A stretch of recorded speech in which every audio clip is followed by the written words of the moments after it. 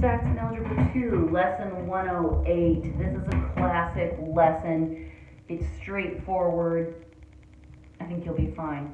We're going to talk about the sum and the difference of two cubes. Imagine sugar cubes, harmless little cubes. That's not the kind of cubes exactly we're talking about, but it's a nice way to start the lesson. Okay, first I want to remind you of something you already know. The difference of two squares. This, hopefully by now, feels friendly and easy to you. And in simplest form, we've said that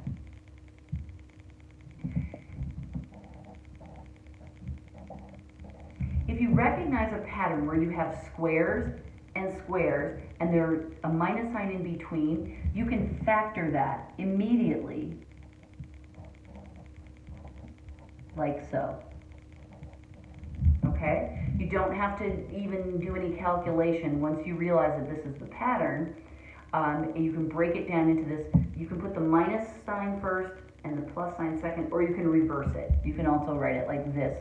Both are equally correct because when you're multiplying, the order doesn't matter. Okay, and then we made these problems a little bit harder by doing something like what? 16m to the fourth minus 64p to the eighth, okay?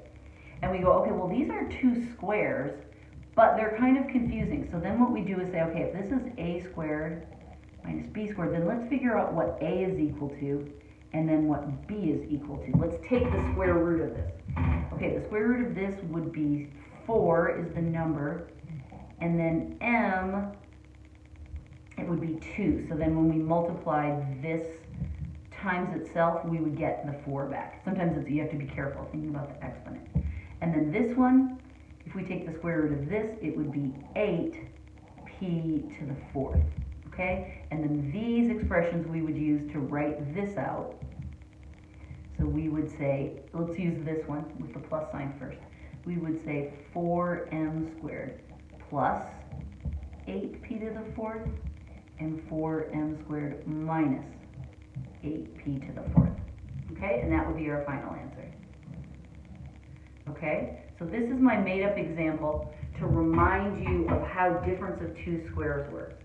When we do cubes, when we take these up from squares to cubes, let's do the difference first. A cubed minus b cubed, okay? So this is the difference of two cubes. We have another factoring pattern that we get right away, but it's a little bit more complicated. So I want to tell you what it is first.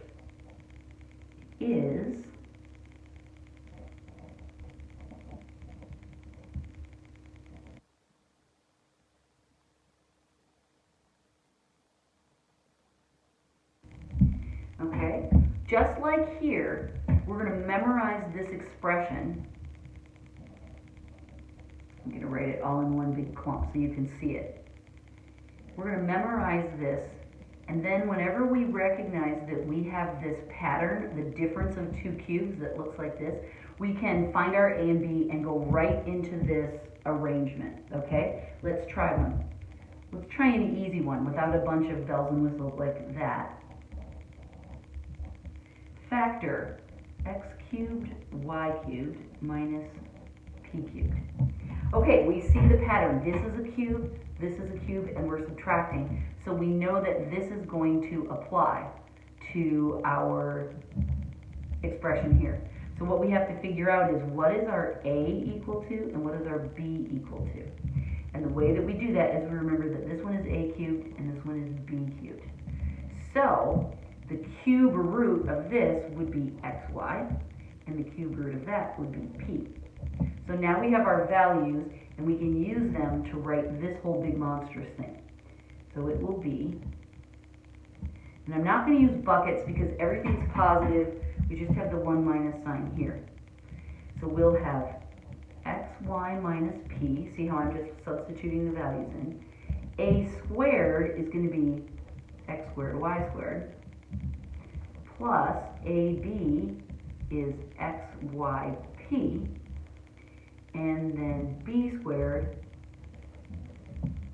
is p squared. Double checking to make sure I didn't make any mistakes. Yes.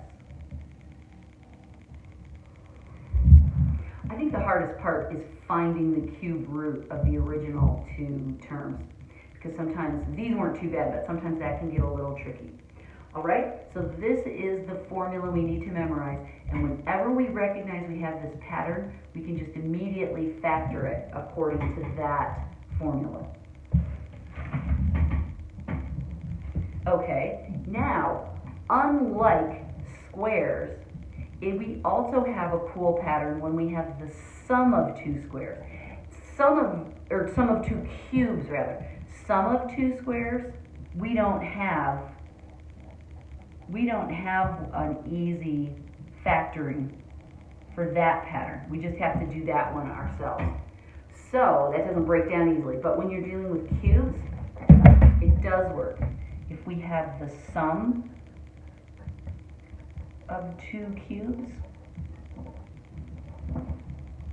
that would be, I'll write it like this, a cubed plus b cubed. That we factor like so.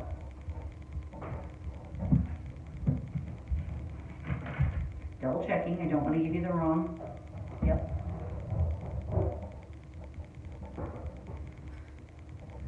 Okay, so that's for the sum of two cubes. I'm going to write them together now that we've got both, so that you can see the pattern.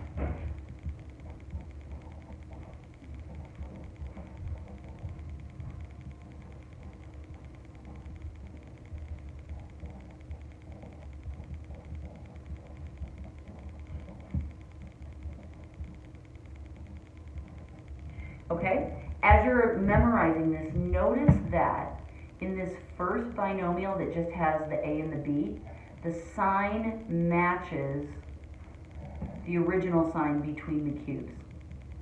Then this expression is the same in terms of letters and exponents, but notice that when you add in the first, you subtract in the first part of the trinomial. When you subtract in the binomial, you add in the first part of the trinomial. Sorry. You see what I'm saying? These signs are opposite each other, and then this is always positive. So that will help you in memorizing these, and you do need to memorize them.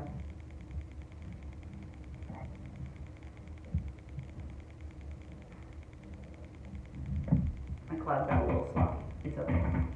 And then we just have a couple more examples to practice using this. 108.2. Factor 8m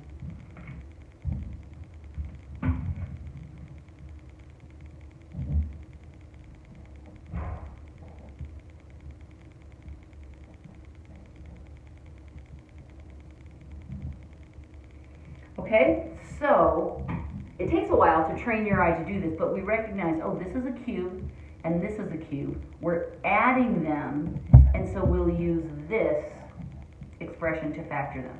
But before we can break it down like this, we recognize that this is a cube. We have to find the cube root of it to be our a and our b to fit into our formula there. So I'm going to take this and I'm going to find the cube root of it. Cube root of 8 is 2. Cube root of m to the cubed is m, and this would be y squared. And this one's nice and easy, right? Okay, so then we say that this will be equal to, and there's going to be a binomial and a trinomial. This is positive, so I know this sign is going to be positive. This one will be negative. This one will be positive. I can do the signs right away because I know the pattern they'll follow. All right, this first term is going to be a plus b. So it will be 2my squared plus x.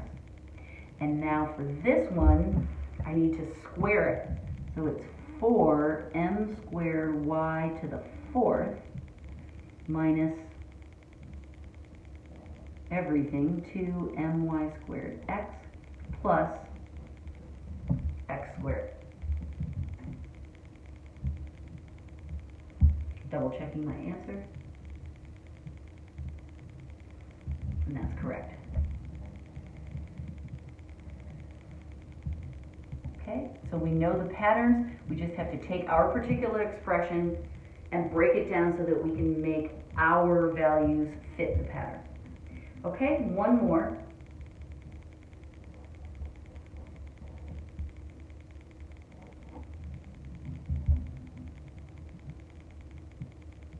And it is a to the 12th plus b to the 12th. Sometimes when these exponents get high, it's confusing to figure out what we're going to do to break them down. How do we find the cube root of that? What we're looking for is three numbers that will multiply together, right? That's what a cube root is, three numbers that will multiply together to do that.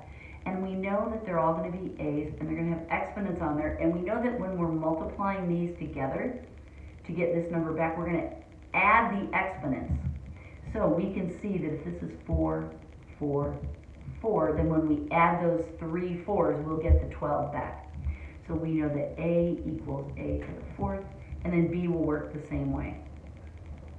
Okay, so just remember that when you're trying to find the cube root, you divide this number by 3 to get these 4s, and then you can double check your work, because when you multiply this all back together, you'll add those, and you should get the 12 back again, which we did. Okay?